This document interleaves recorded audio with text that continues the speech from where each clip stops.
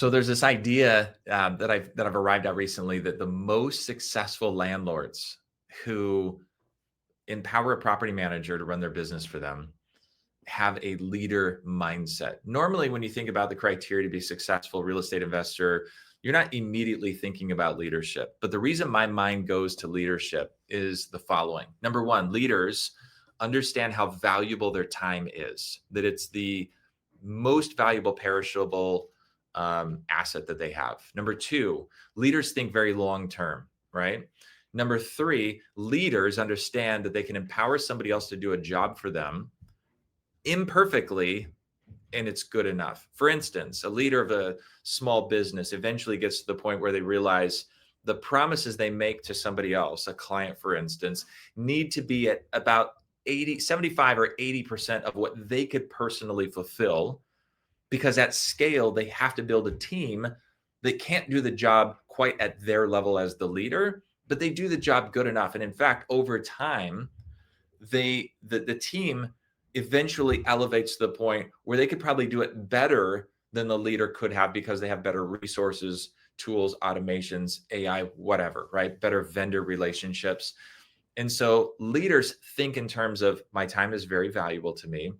I can empower somebody else to do a job imperfectly. And I know what imperfection to tolerate and what imperfection not to tolerate. And I'm thinking very long term.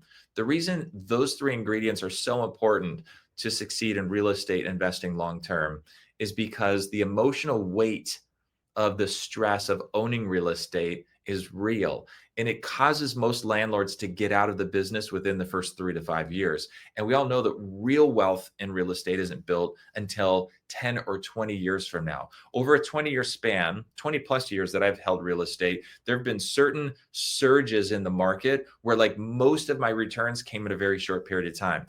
And they were unpredictable. That's not a word. It was impossible to predict when those times were going to be. I just had to be in the market. I had to be in the market long enough that sort of I cast that net and all those fish swam into it, as an analogy.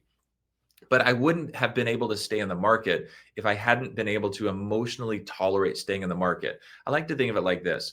When you're in the stock market, it's like you're in the nosebleeds at a large football game, and you can see what's going on in the field, and it affects you, right? But you don't have any impact, and you're sort of observing it from the distance.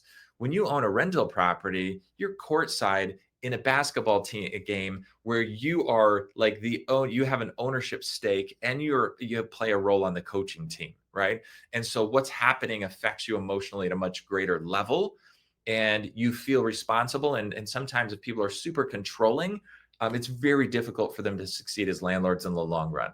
So thinking more like a leader and shifting our mindset to a leader that can empower someone else as the expert to do a job imperfectly, but good enough so that we have a fighting chance to stay in the asset class for 20 years, that is highly correlated with long-term success.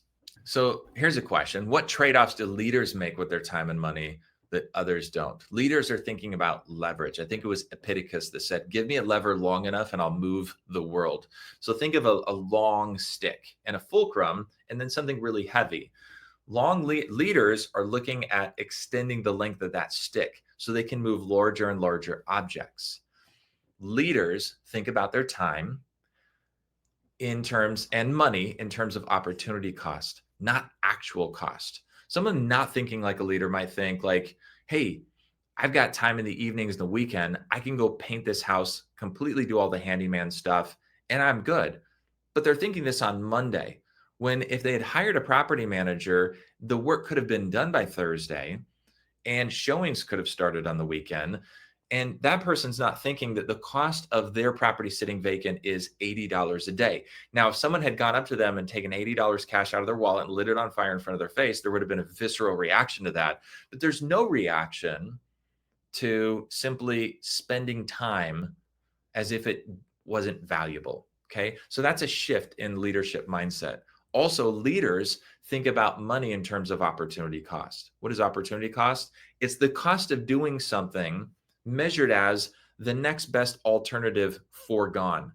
In other words, doing my repairs on my property means that I'm losing $400 in potential rent. And you might argue, well, my property's not rented. I'm not losing $400. Actually, you are, because you're delaying the date that it's going to be rented by an additional 5 days for you to wait until the weekend to do those repairs.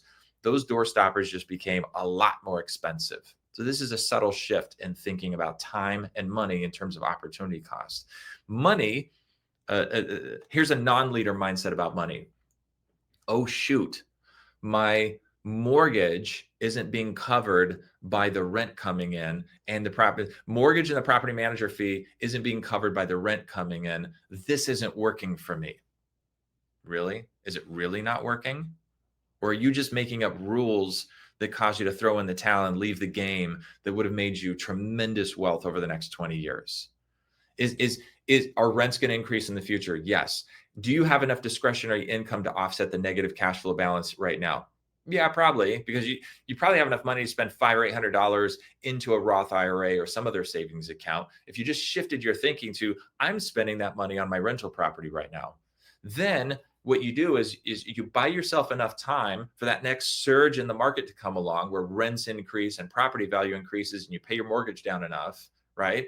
That suddenly that cash flow pressure is alleviated. You still have the asset. And by the way, here's something that you're not thinking about that you should give great weight to. On average, real estate in the Phoenix greater metro area appreciates at least 3 to 4% a year. Some of the newer communities closer to that 4% figure. If you own a $500,000 home in one of those higher appreciating newer home markets in the outskirts of town, if it's a $500,000 home, how much money are you making if it appreciates 4% a year?